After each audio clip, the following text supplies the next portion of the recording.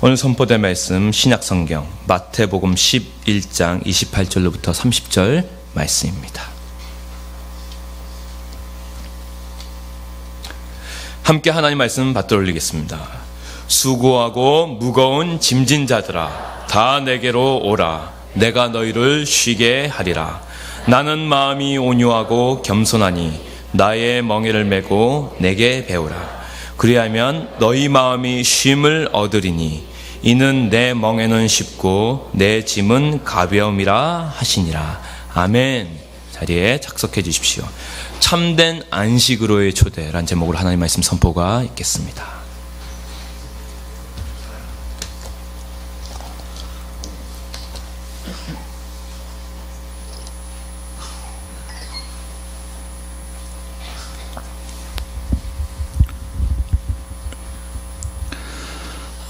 2년 전쯤 SNS상에 화제가 되었던 글이 하나 있었습니다. 그 글의 제목이 무엇이었는가 하면 우리가 2017년까지 살아야 되는 이유였습니다. 그 제목과 함께 사진이 하나 올라왔는데 2017년 10월 달력 사진이었습니다. 바로 그 10월이 오늘 시작됩니다. 유래를 찾기 힘든 아주 긴 연휴가 주어졌죠. 그래서 지금 보니까 공항에도 엄청나게들 출국 인파로 북적이는 것 같습니다. 이미 또 성도님들 중에 고향으로 향하신 분들이 있고 오늘도 또 향하실 텐데 긴 연휴 기간 주님의 은혜와 복을 누리시고 또 안식과 또 재충전의 시간이 되실 수 있기를 소망하고 축복합니다. 현대 사회를 살아가는 사람들은 저마다 다 이렇게 휴식과 충전, 안식 혹은 힐링을 목말라 하는 것 같습니다. 그래서 이번 연휴도 그렇게 기다리고 손꼽아 기다려 온 거겠죠. 왜 이렇게 휴식과 안식에 목말라 할까요?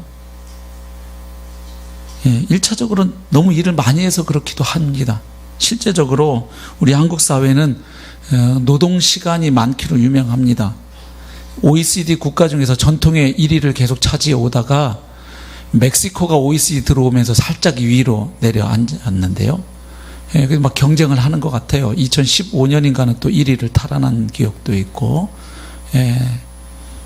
일하는 게 미덕인 사회여서 아주 일을 지나치게 많이 하니까 이런 또 꿀같은 휴식 시간이 얼마나 귀하게 다가오겠습니까? 휴식이 필요하죠.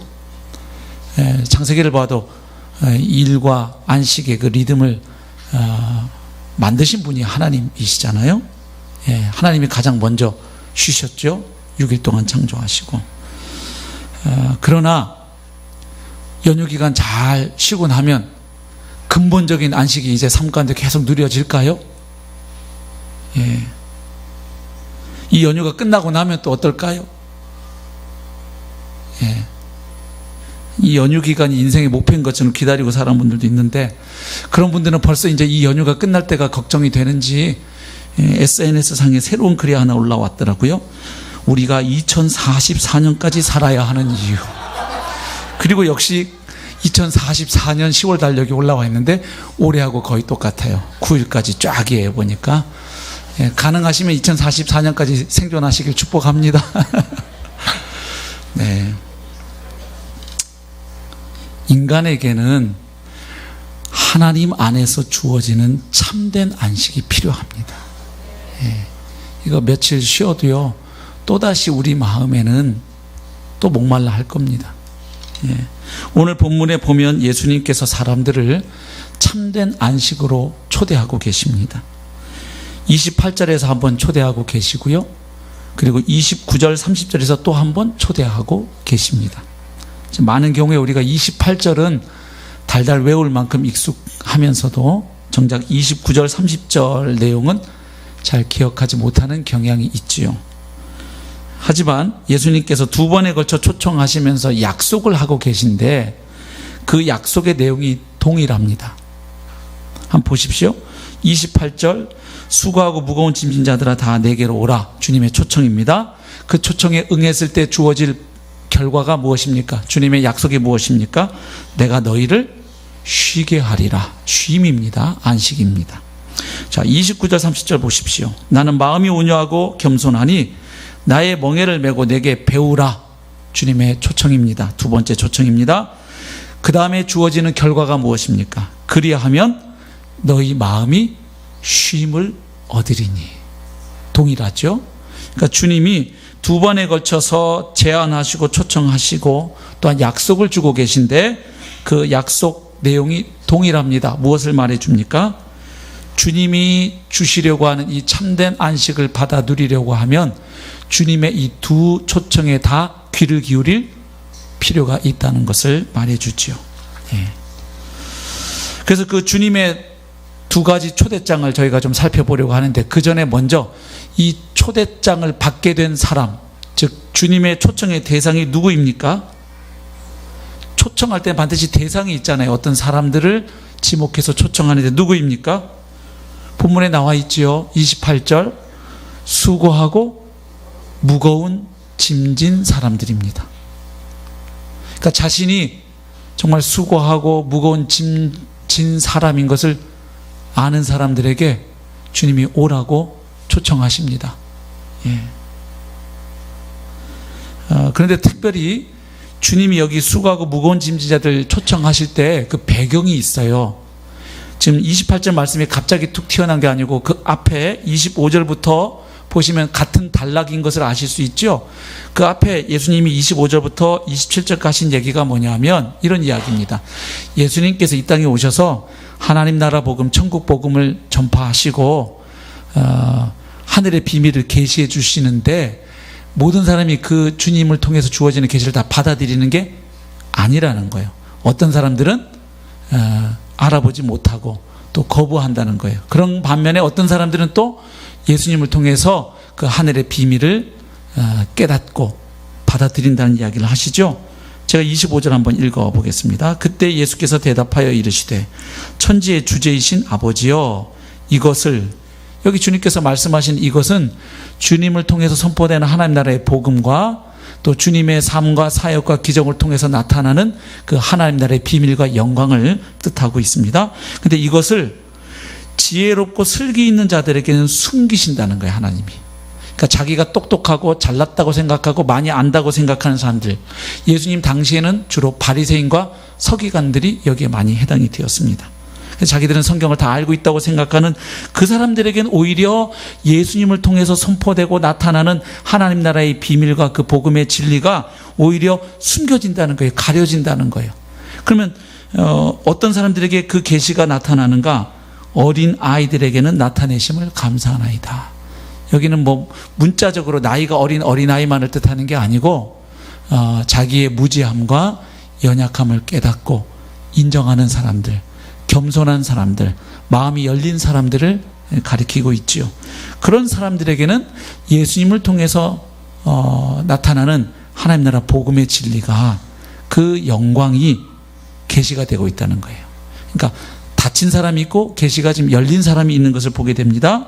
그리고 26절 보니까 올소이다 이렇게 된 것이, 즉 어떤 사람에게는 계시가 닫혀지고, 즉 자기가 지혜롭고 슬기 있다고 착각하는 사람들, 그래서 예수님을 통해서 선포되는 하나님 나라 복음을 받아들이기를 거부하는 사람들에게는 그 진리가 가려지는 것이죠.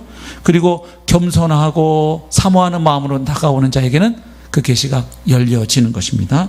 그렇게 되는 것이 아버지의 뜻입니다. 예.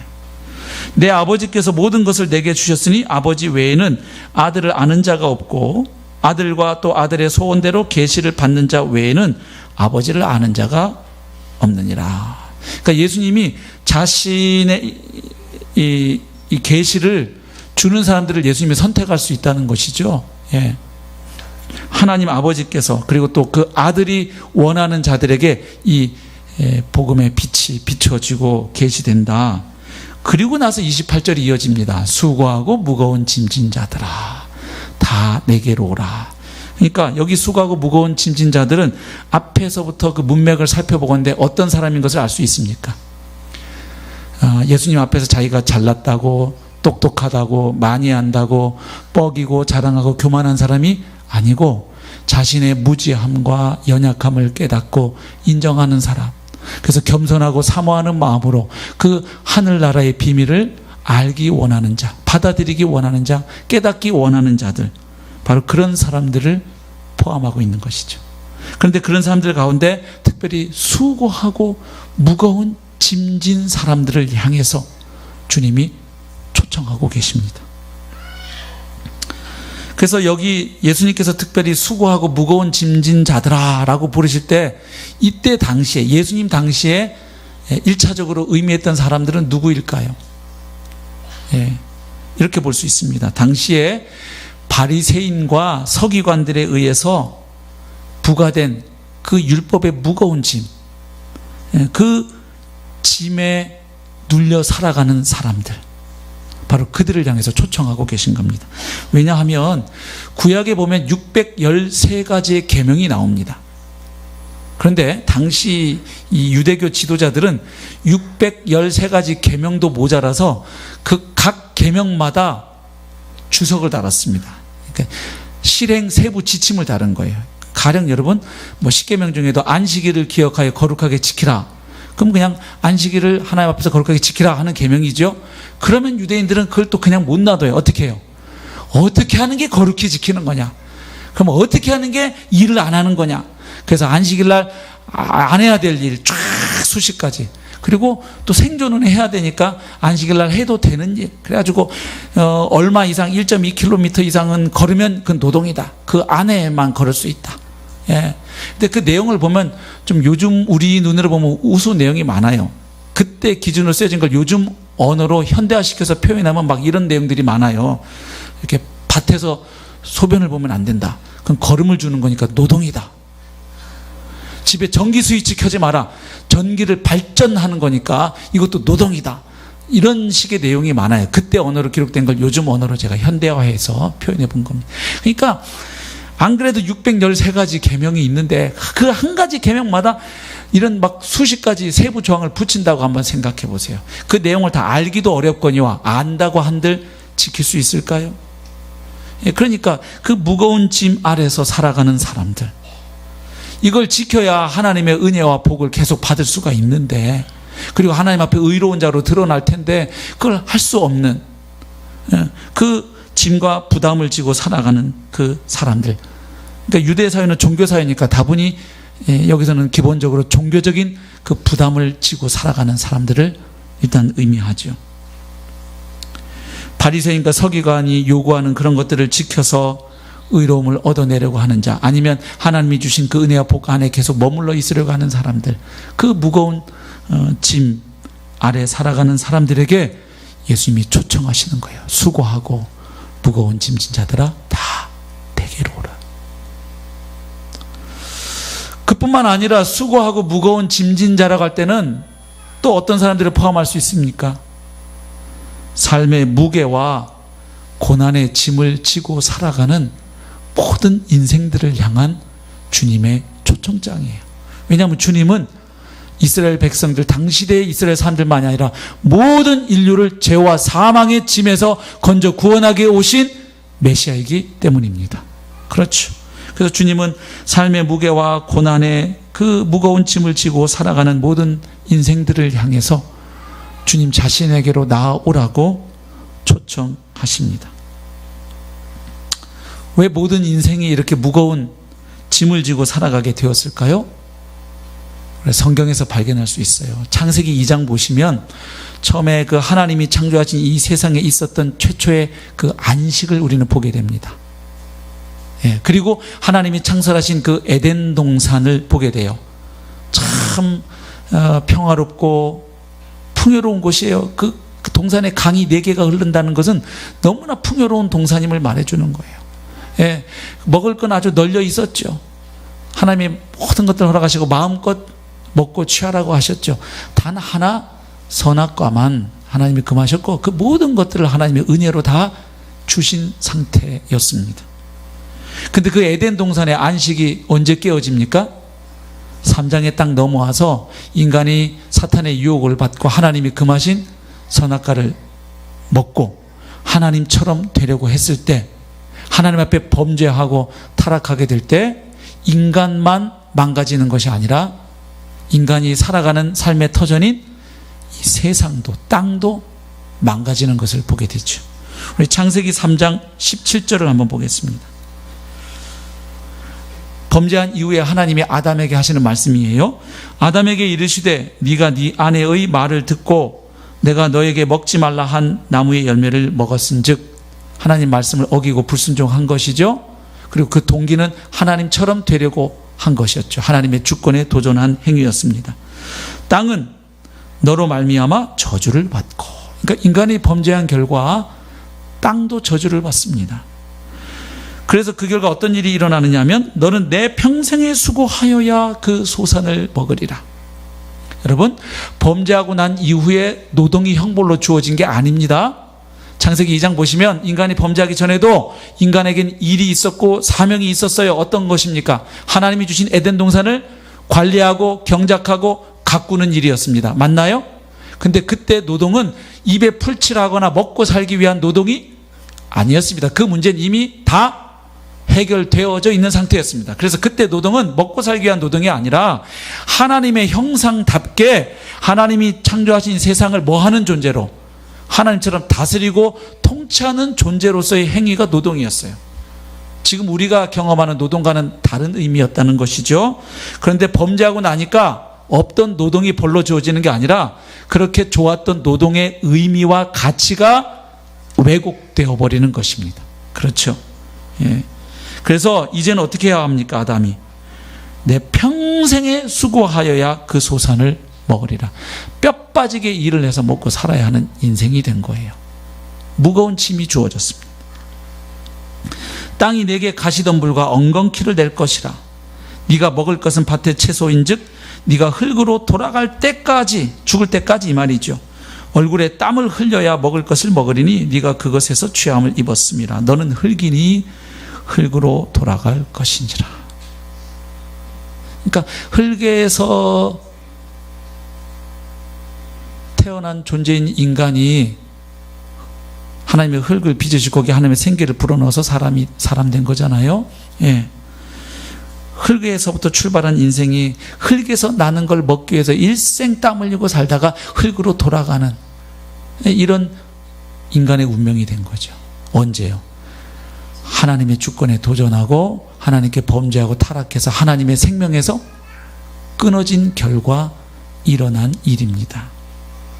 그러니까 하나님의 생명과 그 안식에서 떠난 인간에게 찾아온 이 굴레예요. 삶의 무게예요. 그래서 시편 90편 10절 보면 모세는 이렇게 노래하지요. 한번 같이 읽어보실까요? 시작. 우리의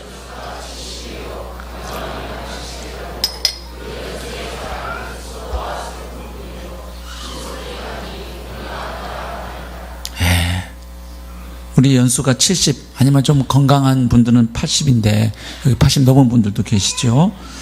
근데 그 오래 살았다는 연수의 자랑이 가만 생각해 보니까 오래 살았다는 얘기는 사실 뒤집어 놓고 보면 뭘 많이 했다는 거예요. 고생을 많이 했다는 거예요. 예. 그렇죠. 여기 지금 청년 자매들은 애 낳는 고생은 아직 안 해봤잖아요. 그죠? 뭔지 모르죠? 예. 낳고 나면 끝인 줄 알았는데 개를 또 키우는 거 뭔지 모르죠. 또 이렇게 오기야 금이야 키워놨더니 엄마가 나한테 해준 게 뭐야 이렇게 대들 때 그 자식이 비수를 꽂히는 고통 모르시죠? 네. 앞으로 살아가면서 아시게 될 거예요. 갑자기 또 시집 안 갈 생각하면 안 되는데 좋아요. 주님 안에서 만나면 결혼 생활 할만해요. 제가 지금 살아보니까 좋아요. 네. 이게 또 너무 결혼에 대한 기대가 없어질 것 같아서 예, 우리 자매들 좀 빨리빨리 가야 되거든요. 좀 정 목사님하고 제가 머리가 아파요. 네. 예. 오래 살았다고 하는 게 자랑이 수고와 슬픔이래요. 많이 살면 살수록 더 많이 고생하고 수고했다는 이야기죠. 신속히 가니 우리가 날아가나이다. 그랬어요. 예. 결국 인간이 이렇게 무거운 삶의 이 질고 삶의 이 무게와 고난을 지고 살아가게 된 것은 결국 하나님의 은혜가 있는 그 자리를 떠났기 때문이에요. 그렇죠? 예. 하나님이 처음에 창조할 때 주셨던 그 자리, 어떻게 보면 이 천지 우주 만물 가운데 넘버 2의 자리 아니었어요. 하나님, 그 다음에 인간이었는데, 예, 이 넘버 2가 넘버 1이 되겠다고 도전하면서 하나님처럼 된 게 아니라 죄의 종, 사망의 종, 사탄의 종, 욕망의 종, 노예로 굴러 떨어졌죠. 예. 그래서 이렇게 된 상태를 예레미야 선지자는 이렇게 진단해주고 있죠. 예레미야 2장 13절, 내 백성이 두 가지 악을 행하였나니, 하나님 앞에 두 가지 악을 행했다입니다. 하나님의 백성들이. 첫 번째는 곧 그들이 생수의 근원되는 나를 버린 것과 생수의 근원이신 하나님을 버렸다는 거예요. 생수가 다 하나님으로부터 나오는데 생수의 근원이신 하나님을 버렸대요. 그럼 하나님을 버린 순간 뭐가 끊어지겠어요? 생수가 끊어지는 것을 인간은 알죠. 직감하죠. 하나님과 함께 할 때는 몰랐는데 딱 떠나고 보니까 얼마나 하나님의 은혜 가운데 있는지를 딱 깨닫고 그 잃어버린 것들을 확보해야 되잖아요. 그래서 어떻게 합니까? 스스로 웅덩이를 팠다는 것이에요. 그러니까 하나님을 버리고 떠났으니까 이제 하나님 아닌 데서 생수를 얻기 위해서 인간들이 열심히 웅덩이를 팠다는 거예요. 근데 그 문제는 웅덩이가 시원치 않아요. 어떤 웅덩이입니까? 그 물을 가두지 못할 터진 웅덩이에요. 그래서 그 웅덩이에다가 자기가 생수가 될 만하다고 생각하는 돈도 집어넣고 보험도 집어넣고 대학교 졸업장도 집어넣고 자동차도 집어넣고 다 넣어보는데 밑이 빠져갖고 숭숭 다 나가는, 터진 웅덩이라는 거예요.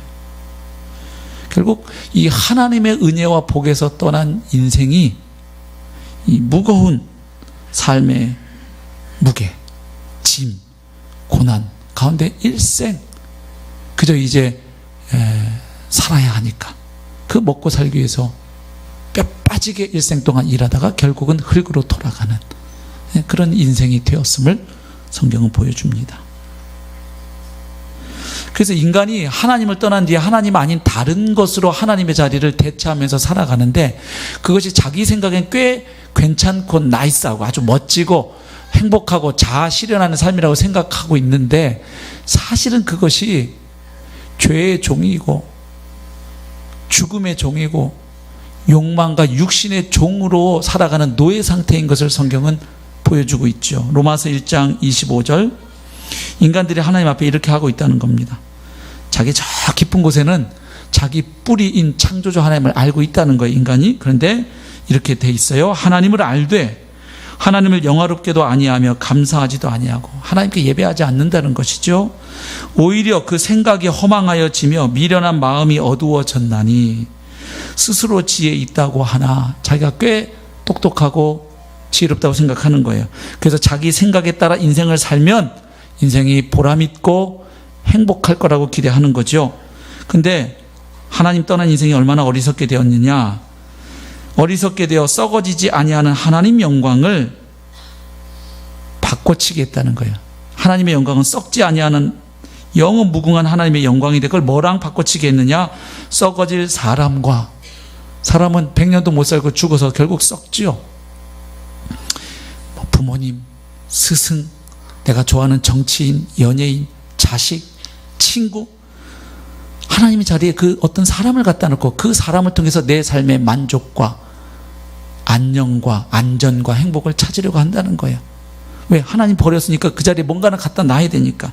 썩어질 사람, 아니면 새와 짐승과 기어다니는 동물 모양의 우상으로 바꾸었나니, 대체했다는 거예요. 하나님 아닌 다른 것을 하나님 자리에 갖다 놓고 그것이 나에게 행복과 안전과 복을 가져다 주리라고 믿고 살아간다는 거예요, 인생들이. 근데 그게 자기 생각처럼 그렇게 지혜롭거나 행복하거나 만족스러운 삶이 아닌 것이죠. 왜냐하면 그 다음 구절을 보십시오. 그러므로 그들을 마음의 정욕대로 더러움에 내버려 두사 그들의 몸을 서로 욕되게 하게 하셨으니 이는 그들이 하나님의 진리를 거짓 것으로 바꾸어 피조물을 조물주보다 더 경배하고 섬깁니다. 그러니까 진짜가 아닌 가짜를 붙잡고 살아가는 인생에 어떻게 만족이 있겠어요? 여러분, 우는 아이에게 참된 위안이 되는 것은 따뜻한 엄마의 품입니다. 아이스크림이나 장난감이 아니라고요. 예. 로마서 1장 28절 또한 그들이 마음에 하나님 두기를 싫어하며 하나님께서 그들을 그 상실한 마음대로 내버려둬서 합당하지 못한 일을 하게 하셨으니. 그러니까 이제는 인간들이 마음에 하나님 두기를 싫어하는 거예요. 예. 하나님 괜히 있다고 자꾸 믿고 생각하면 내 인생에 자꾸 껄끄러진다고 생각해. 내 하고 싶은 대로 못 사니까. 그래서 하나님 무시하고 안 계신 것처럼. 그리고 마음에 하나님 두기를 싫어한다는 거예요. 그래서 하나님 그러면 그렇게 한번 살아보고 뒀더니 합당치 못한 일을 하게 하시다. 그리고 그 다음 29절부터 32절까지 보면 이런 인생들이 짓는 수십 가지 죄의 목록들이 쫙 나오는데 그야말로 사탄의 종이요, 죄의 종이요, 자기 욕망과 욕정의 종으로 살아가는 그야말로 수고하고 무거운 짐진 인생의 모습을 보게 되죠. 그래서 이런 인생을 향해서 예수님은 초청하시는 거예요. 너희들이 지고 살아가는 그 무거운 삶의 짐, 그리고 그 죄의 짐, 그 사망의 짐, 그리고 죽은 뒤에 피할 수 없는 그 하나님의 심판의 짐, 그리고 일을 하지만 그것이 너희들의 존재 가치를 발견하게 하는 그 노동이 아닌 그저 먹고 살기 위해서 남보다 조금 더 손에 쥐기 위해서 발버둥을 치고 살아가야 하는 그런 삶으로부터 내게로 나오라는 거예요. 그러면 내가 너희를 쉬게 하리라. 주님의 약속이죠. 여러분, 참된 쉼은 십자가에서 시작되는 줄로 믿습니다. 십자가에 내 대신 못 박혀 죽으시고 부활하신 예수 그리스도를 온전히 신뢰할 때 죄사함 받고 하나님의 생명 영생을 받고 원수되었던 하나님과의 관계에 평화가 임할 때, 하나님과 화목하게 될 때 비로소 우리 영혼은 쉼을 얻기 시작합니다. 여러분, 내가 있는 곳에서 가장 높은 사람과 관계가 불편하면 마음에 안식이 없습니다. 내가 다니는 학교에서 제일 높은 교장 선생님하고 관계가 안 좋다. 내가 일하는 회사의 가장 높은 사장님 혹은 회장님과 내가 왼수지간이다. 내가 소속되어 있는 군대 최고 지휘관하고 나하고 왼수지간이다. 이건 삶이 고달플 수밖에 없는 것이에요. 창조주 하나님, 그리고 모든 인생들을 결국 공의의 잣대로 심판하실 하나님과 내가 원수되어 있는데, 내가 나름 오늘 하루 밥 잘 먹고 산다고, 그리고 적금 통장에 조금 돈이 있다고 그 인생이 자유롭고 안식을 누리는 삶일 수가 없어요. 하나님의 진노 아래 머물러 있는 한, 그리고 그 하나님의 심판을 피할 길이 없는 한, 그 인생은 수고하고 무거운 짐진 인생일 수밖에 없어요. 그래서 예수님이 지금 초청하시는 거예요. 내게로 오라. 바로 내가 너희들을 참으로 자유케 하기 위해서 내가 왔다. Come to me. 나에게로 오라. 그렇게 주님 앞에 오셨습니까? 그럼 결국 지금 주님 앞에 오라는 첫 번째 초대의 내용은 뭐냐면 이거예요. 우리의 그 무거운 짐을 내려놓기 위해서 예수님께 오라는 초대예요. 맞습니까? 우리가 지고 있는 그 무거운 삶의 짐, 죄의 짐, 심판의 짐, 그 짐을 가지고 와서 주님 앞에 내려놓으라는 주님의 초대죠.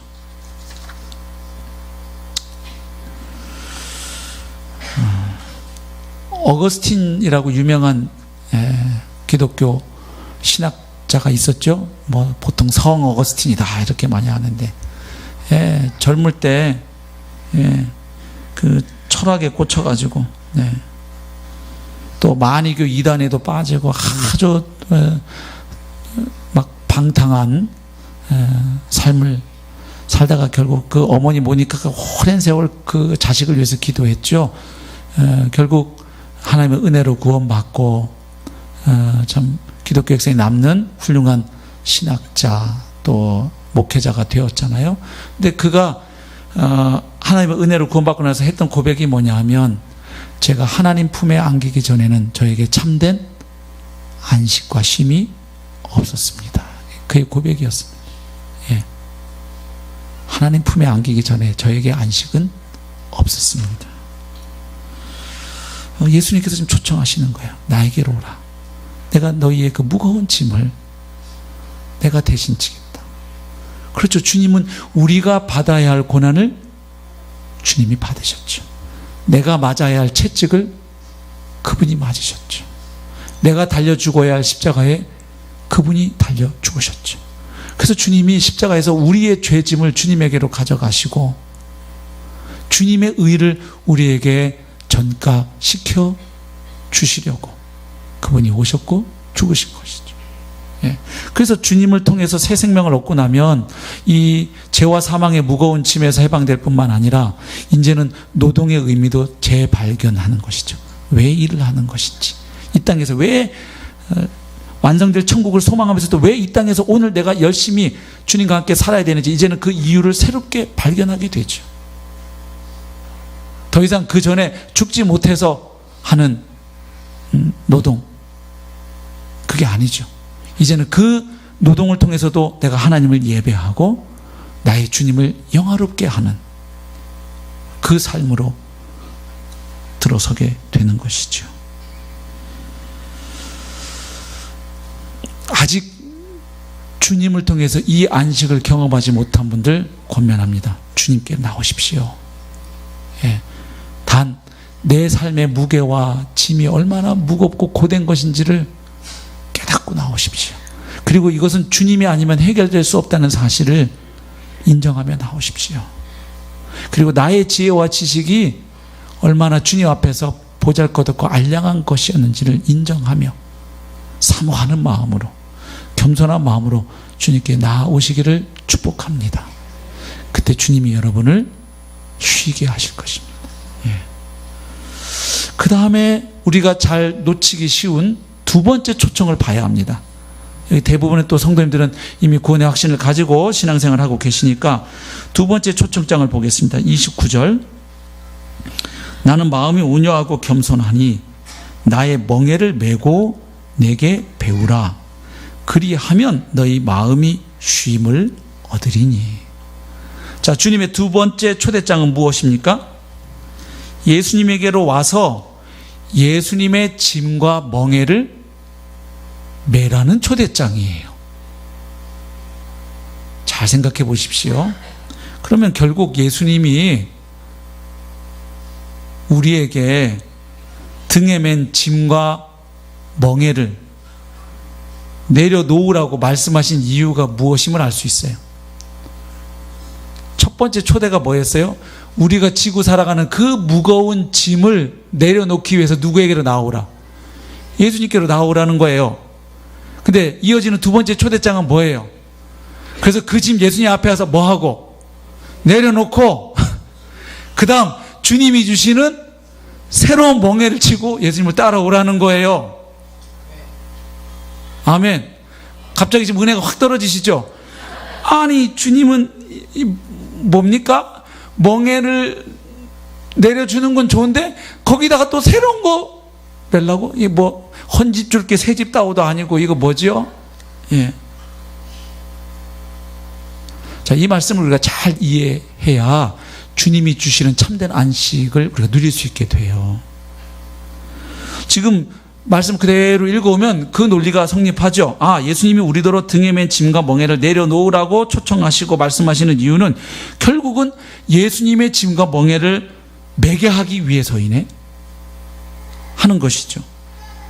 이런 이야기입니다. 그동안 우리가 주님 앞에 오기 전에 우리가 메고 살았던 그 멍에는 우리 몸에 맞지 않는 멍에예요. 그래서 등이 다 까지는 멍에, 그리고 우리가 도저히 감당할 수 없는 멍에, 그 멍에에 눌려서 질식하면서 살아갈 수밖에 없는 그 멍에를 주님이 내려주시고 대신 새로운 멍에를 하나 주겠다고 하시는데 그게 쉽고 가벼운 멍에라는 거예요.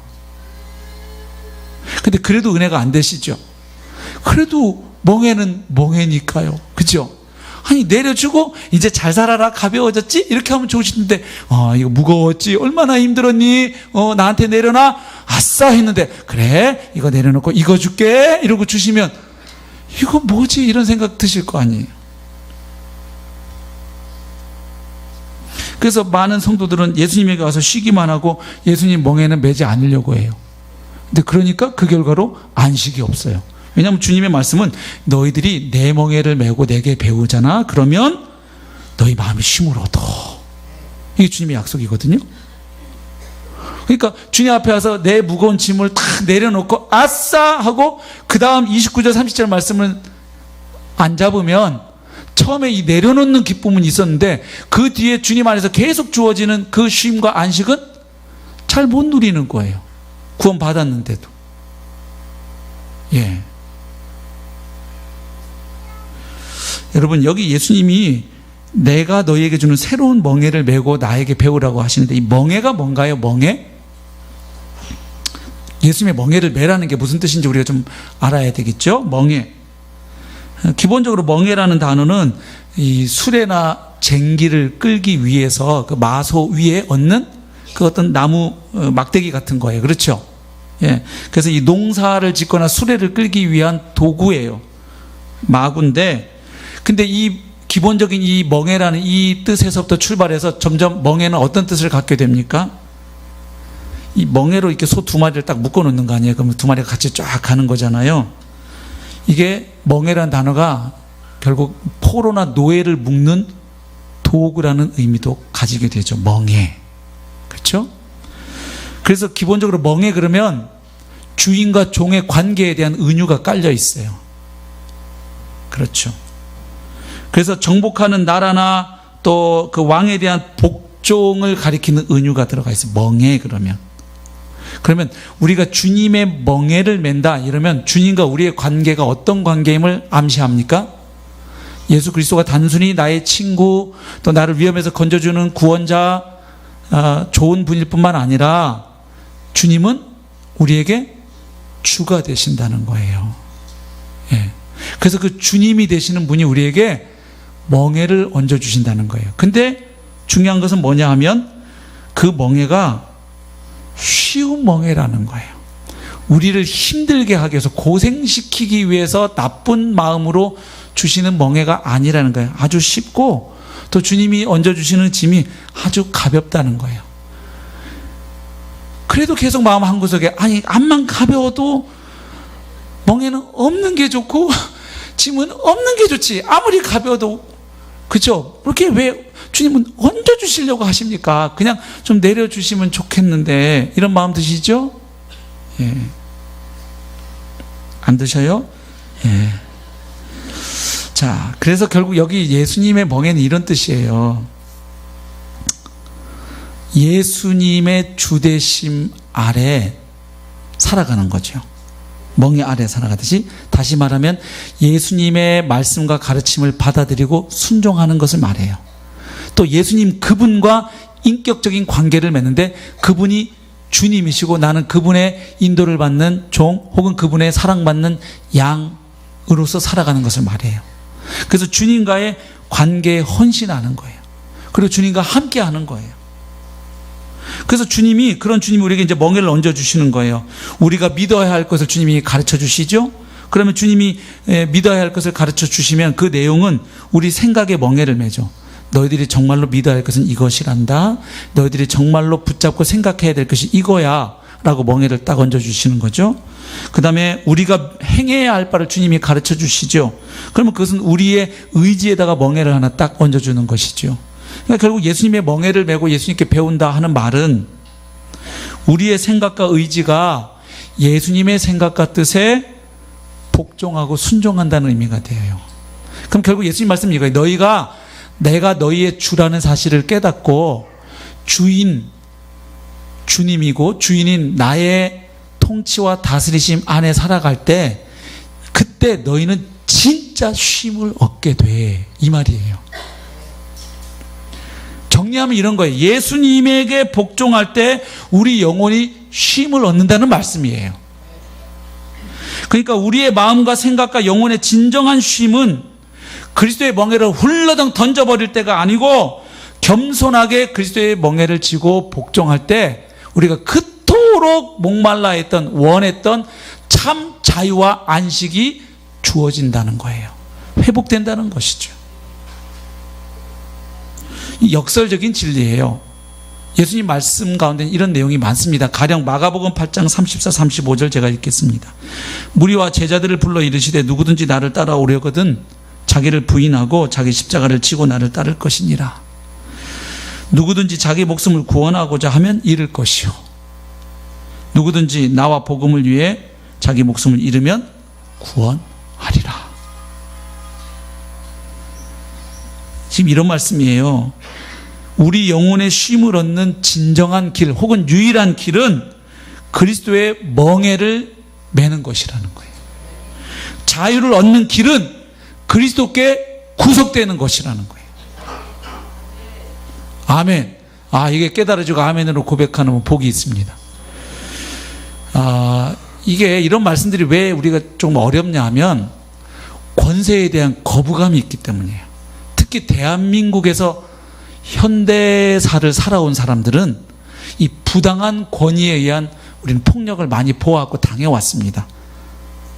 정당하게 획득된 권력이 아닌 부당한 권력을 가지고 그 권력을 가지고 백성들의 삶을 보살피고 도와줘야 될 권력이 오히려 국민을 향해서 총을 쏘고 독재를 행하고 국민들의 자유를 억압하는 것을 봤기 때문에 현대인들은 안 그래도 전 세계 모든 현대인들은 어떤 권위에 대한 기본적인 권위의식이다. 정말 그래? 뭐 이렇게 한번 이 현대인들의 이 멘탈 속에 있거든요. 그 인간의 그 철학과 역사 속에서 현대인들이 가지고 있는 정서가 있거든요. 특히 대한민국 국민에게는 이 권위가 올바로 기능하는 것을 많이 못 봤단 말이에요. 막 아버지들이 그냥 집에 오면 약주 드시고 막 엄마 패고 막 애들 집어 던지고 막 뭐 부시고 막 이런 거 많이 봤고, 정치인들을 통해서도 그런 걸 봤고, 막 요즘 또 한국 사회에 화두되는 이 갑질 해대는 거, 이런 거에 우리가 많이 보아오고 시달려 왔잖아요. 그래서 이렇게 누군가에게 매인다, 멍해를 진다 그러면 일단은 먼저 그게 예수님이라도 일단 불편한 생각이 먼저 들어요, 우리. 그죠? 예, 안 그런 척하네요. 네. 그 권위의 올바른 기능은 자유를 없애거나 억압하는 게 아니고 사실은 자유를 더 온전히 표현할 수 있고 누릴 수 있도록 해주는 게 권위의 기능이었어요. 그런데 그렇지 못한 우리는 권위 아래 우리는 많이 속아왔어요. 당해왔어요. 그래서 예수님이 너희들이 나의 멍에를 메고 내게 배울 때 정말 너희 마음이 쉼을 얻어 해도 정말요? 이 생각이 먼저 들려고 그러는 게 자꾸. 예수님 말씀 이런 말씀이에요. 너희들이 내 멍에를 메고 내게 배울 때 너희들이 노예가 되고 종이 되고 굴레가 되는 게 아니라 너희들은 그때 비로소 참 나를 찾을 수 있게 되는 거야. 그 말씀이에요. 그리고 너희들은 그때 하나님이 너희를 처음 만드실 때 의도하셨던 그 삶을 회복하게 되는 거야. 예. 그래서 결국 그리스도인이 받은 자유는 불순종할 자유가 아니고 순종할 자유예요. 여러분, 세상 사람들은 이야기합니다. 내 하고 싶은 대로, 내 본능대로 하고 싶은 대로 사는 게 참 자유다. 그러면서 여러 가지의 탐닉을 합니다. 네, 뭐 돈에, 성에, 도박에, 마약에, 어떤 사람에게 탐닉하는데 가만 그 삶을 들여다보면 참 자유로운 삶이 아니죠. 점점 더 어떻게 돼갑니까? 욕정의 노예가 돼가죠. 점점 더 묶이죠. 그래서 지금 주님이 나의 멍에를 메고 내게 배울 때 너희가 진짜 쉼을 얻는 거야. 이 말씀은 이렇게 좀 이해하면 도움이 될 것 같습니다. 여러분, 기차가 어디 위를 달릴 때 자유롭습니까? 선로 위를 달릴 때 기차는 칙칙폭폭 꽝 하면서 샥, 요즘은 그런 소리도 안 내죠? 쫙 선로를 샥, 요즘 막 KTX 같은 경우는 막 중간에 300km를 달리기도 하죠. 근데 어느 날 이 기차가 생각을 한 거예요. 아니, 내가 왜 이 선로 위를 달려야 되는 거야? 난 자유롭고 싶어. 난 바다가 좋다고. 그러면서 탁 선로에서 나오면 이걸 두 글자로 탈선 그래요. 네. 그래가지고 이 기차가 선로를 이탈해서 동해바다로 풍덩 들어가잖아요. 자유가 아니에요. 고철덩어리로 전락해요. 기차가 가장 자유로울 때는 선로 위를 샥 달릴 때입니다. 하나님이 원래 처음 인간을 만드실 때 인간이 인간답게 살 수 있는 그 길이 있었다는 거예요. 근데 인간이 거기 벗어나서 자기 마음대로 욕망대로 살면 참 자유가 임할 거라고 생각했는데 너희들 그렇디? 하는 얘기에 주님이 너희들 다시 와서 내가 너의 주인이 되어서 너의 인생을 책임져 주고 인도하고 보호하고 함께 해줄 때 너 원래 하나님이 너 처음 만들 때 네가 살아가기를 원했던 그 모습이 비로소 회복되는 거야. 그 말씀이죠. 피아노 건반을 보면 한 옥타브가 이 원음인 100건 7개 하고 사이음인 흑건 5개로 이루어져 있다 그래요. 그래서 이 자유롭게 자기의 감성과 음악성을 자기 영혼을 표현하고 싶은 피아니스트도 어떻게 해야 됩니까? 반드시 피아노 건반에 부여되어 있는 이 규율을 받아들이고 인정해야 돼요. 그리고서 그 규율 안에서 그걸 가지고 자기를 표현하는 것을 익히고 연마할 때 이제는 그 피아노 건반이 그의 영혼과 그가 세상을 향해서 하고 싶은 이야기를 자유롭게 표현하는 장이 되는 거예요. 여러분, 결혼한 부부가 언제 행복합니까? 참 자유를 꿈꾸면서 여보, 이제 나도 자유롭게 내 마음에 가는 남자들과 자유연애를 하면서 살게 여보. 당신도 그렇게 해. 우리 각자 자유롭게 우리 쿨하게 삽시다. 행복할까요? 또 어느 날 남편이 비장한 모습을 하고 와서 아내에게 탁 장미꽃을 바치면서 고백합니다. 여보, 내가 당신을 세상에서 가장 사랑해. 세상에 수많은 여자 가운데 난 당신을 넘버원으로 사랑해. 그래서 아내가 은혜를 받으려고 하는 순간 다음 남편 입에서 나온 말이 뭐예요? 그리고 두 번째는 김태희야. 세 번째는 이효리야. 네 번째는 아이유야. 다섯 번째는 옆집 아줌마. 여섯 번째는 뒷집 아줌마. 일곱 번째는 2층 집 아줌마. 이러면 딱이 맞아도 싸지요. 부부는, 결혼한 부부는 서로에게 매일 때 행복한 거예요. 단어의 뜻을 조금 부연하겠습니다. 여기 매인다는 게 막 집착하고 상대방을 막 이렇게 내 손, 이런 매이는 거 말고 건강하게, 아, 내가 저 여자, 저 남자에게 매인 사람이다. 그래서 어떤 일을 결정할 때 이제 누구랑? 반드시 아내하고 함께 의논하고 남편하고 함께 의논하고 같이 기도하고 결정하려고 하고, 어디 갈 때도 가급적 같이 갈 수만 있다면 항상 함께 가려고 하고, 예. 뭐 좋은 거 먹으면 생각나면 이거 우리 아내도 같이 먹었으면 좋겠다. 이 생각을, 이게 매이는 거지. 그죠? 근데 막 아내 생각 하나도 혼나 그냥 맛있게 막 꾸역꾸역 먹으면 이게 행복한 결혼 생활이라고 할 수 있을까요? 어디 가서 좋은 아름다운 경치를 보면 이건 나 저기 미스김하고 와야지. 이러면 이 사람이 지금 행복해요? 야, 여기 아내하고 꼭 와보고 싶다. 이런 생각이 들어야 지금 이 사람이 행복한 거지. 맞아요? 예. 근데 그 삶을 많은 경우에 결혼 생활에서 못 누리니까 자꾸 탈출을 꿈꾸잖아요. 아유, 저 남자 저 여자에게서 좀 벗어났으면. 내 인생 최고의 잘못된 결정이었어. 저 사람이랑 결혼. 근데 정말 주님 안에서 만나서 주님이 주신 짝으로 알고 서로 점점 더 주님 앞에서 함께 이해해가고 알아가고 섬겨고 배려해 가면 시간이 갈수록 그 사랑이 어떻게 떨어져요? 더 깊어지죠. 너는 그러냐고요? 네. 제가 그렇다고 말씀드리면 되게 기분 나빠하실 거잖아요. 아니세요? 네, 저는 솔직하게 고백해서 신혼 때보다 지금이 좋아요. 제 정직한 고백이에요. 제가 거짓말하면 저 아내가 저기 있다가 지금 예배당을 뛰쳐나갈 거예요 아마. 저런 가증스러운 놈, 저것이 목사라고, 에? 저러고 설교를 하다니, 가증스러운 인간. 그러고 아마 뛰쳐나가지 마세요. 제가 정직하게 고백할 수 있어요.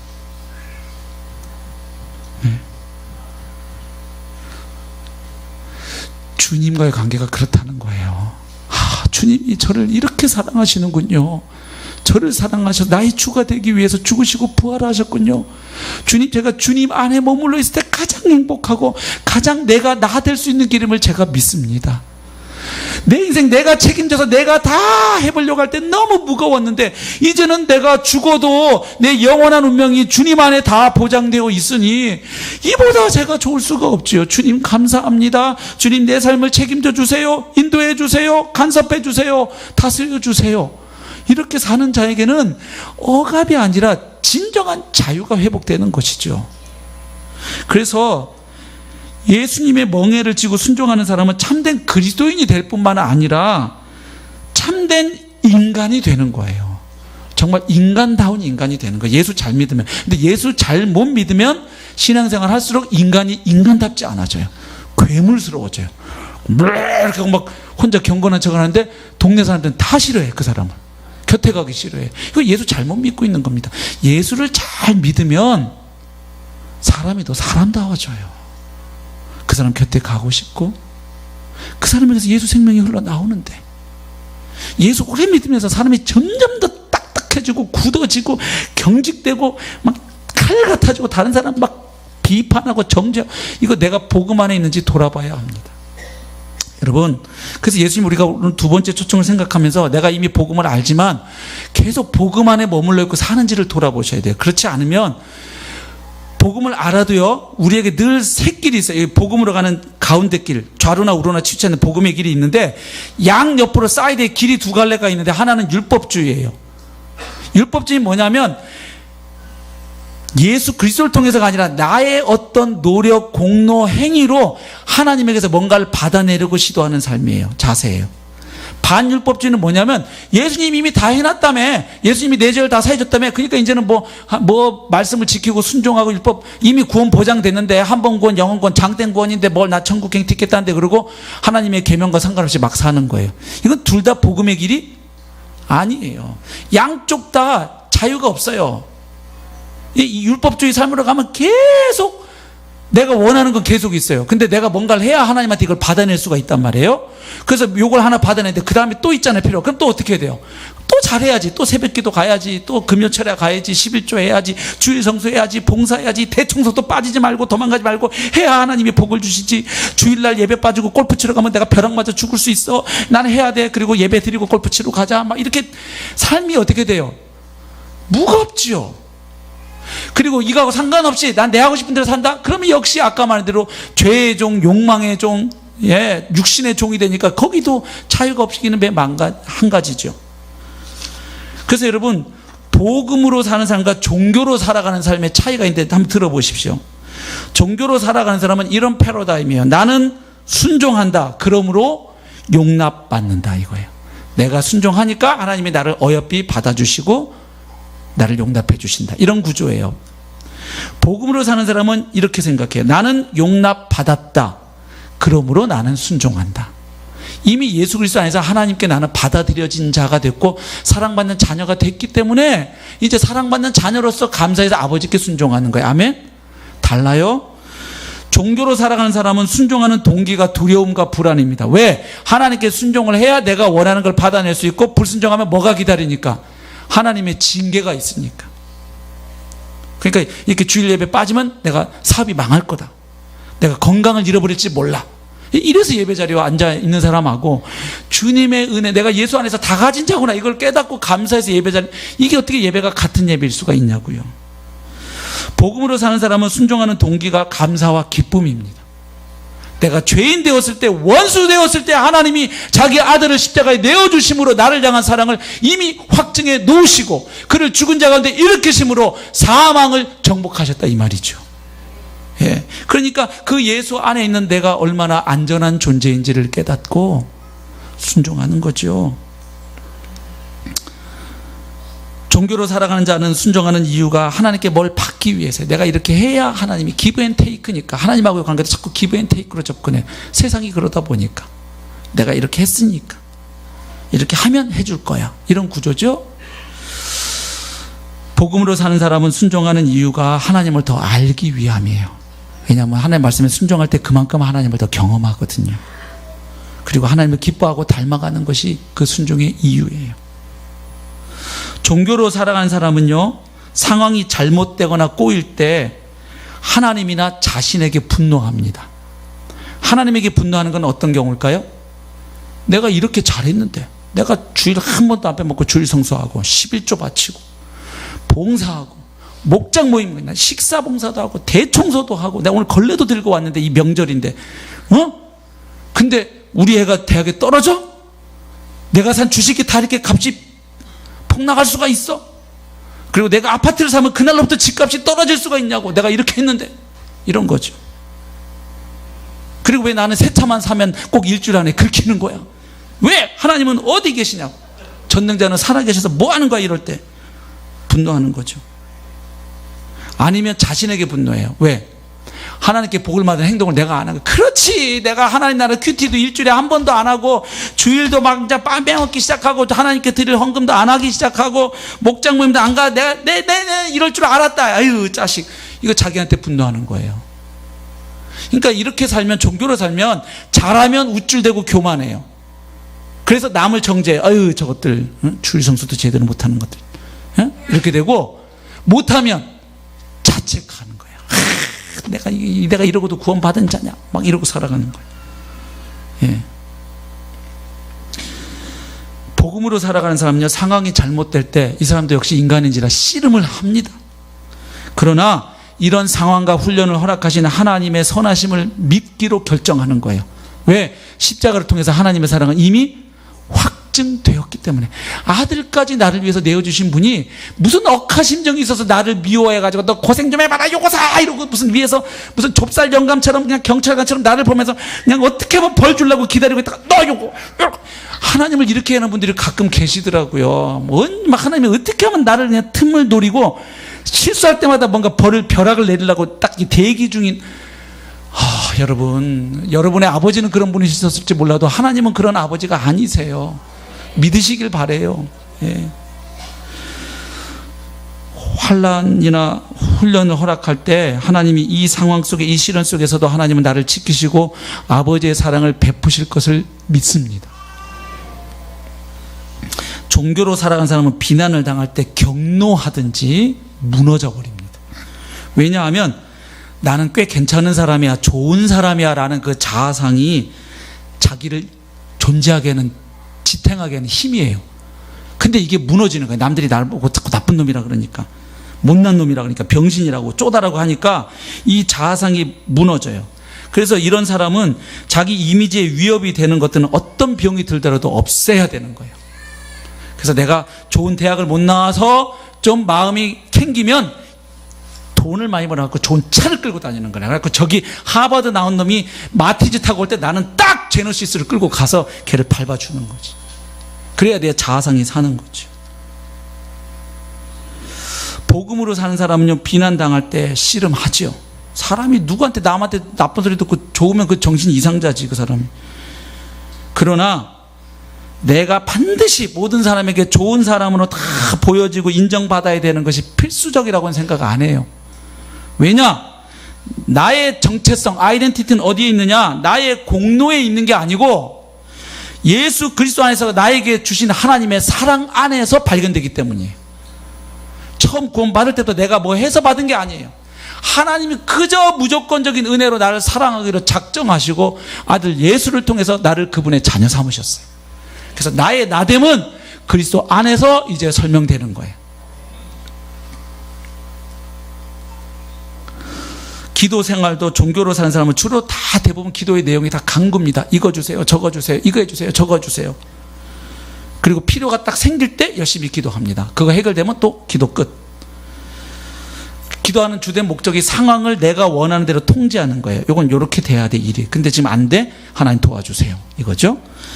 그러나 복음으로 사는 사람은 기도 생활이 주로 찬양과 경배, 감사합니다. 왜? 이미 나는 그리스도 안에서 모든 것을 가진 자이니까. 그리고 하나님과 함께, 하늘에 주님과 함께 이미 안 치운 자니까. 이 상에서 고생을 하며 살지만 이미 그 하나님과 함께하는 유업을 보장받은 자이니까. 그래서 이 종교로 사는 사람은 나의 자아상이 양극단사에서 왔다 갔다 해요. 내 기준에 맞춰서 잘 살고 있으면 나 같은 사람은 참 훌륭한 사람이야.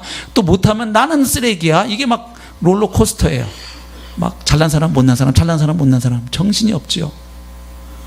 그러나 복음으로 사는 사람은 나의 자아상은 나의 도덕적 성취에 근거하지 않는다. 그리스도 안에서 나는 사실 죄인이다, 상실된 존재다. 그러나 동시에 엄청나게 사랑받고 있는 자며 용납된 존재이다. 그렇죠. 이걸 정확하게. 그래서 나의 죄인됨을 알기 때문에 늘 겸손해요. 그러나 그 겸손이 비굴하고 비참한 겸손이 아니에요. 왜? 나는 하나님의 사랑받는 자녀고 새로운 피조물이니까. 예.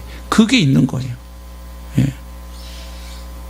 그래서 앓는 소리 대신에 더 깊은 겸손을 취하게 되고 내세우는 태도 대신에 더 깊은 자신감을 갖게 되죠. 그래서 저와 여러분이 정말 결국 핵심은 이겁니다. 안식하는 삶을 살려면 연휴 때 어디 좋은 데 가서 쉬시고 맛있는 것도 드시고 하십시오. 그러나 그게 근본적인 안식을 우리에게 가져다 주지 못해요. 오늘 10월 1일인데 금방 지나갑니다. 제가 장담컨대 연휴. 그리고 이제 2044년 또 기다리셔야 돼요. 그러니까 그렇게 하지 마시고 연휴든 일을 하든, 또 연휴 기간에도 일하는 분들 계시잖아요. 공무원들, 군인들, 경찰관들, 소방대원들, 그분들 때문에 우리가 연휴도 사실 쉴 수 있는 거고요. 지금 조선업계에 있는 분들은 지금 추석이 더 싫어요. 아주 지금 끔찍한 상황이에요. 그래서 우리가 그분들도 좀 생각을 해야 되겠고, 주님 주신 연휴 기간에 잘 쉬시고 충전하실 때 특별히 주님과 함께하는 시간을 꼭 가지시길 바랍니다. 예. 주님 안에서 누려진 안식이 없으면 그 하와이 같은 데 가서 100년을 살아도 진짜 안식이 없다니까요. 그것도 처음에 가서 일주일만 좋아요. 그렇게 아름답다는 캐나다, 또 지금 우리 자매님 한 분 캐나다 가 계신데 따님 집에 거기 가서 뭐 10년 20년 살아도 주님 안에 참된 안식이 경험되지 않으면 지상 낙원이라고 할 수 있는데 가서도 인간은 지옥같이 삽니다. 그렇죠? 주님이 함께 하시고 주님이 다스리시고 함께 하시는 곳이 천국인 줄로 믿습니다. 예, 우리 사는 날 동안 복음 안에서, 예수님 안에서의 그 안식을 점점 더 누려가고 그 자유를 경험해 가시길 축복합니다. 그리고 그렇지 못한 분들에게 예수님을 증거하는 우리가 될 수 있기를 바랍니다. 예, 우리 함께 찬양하겠습니다.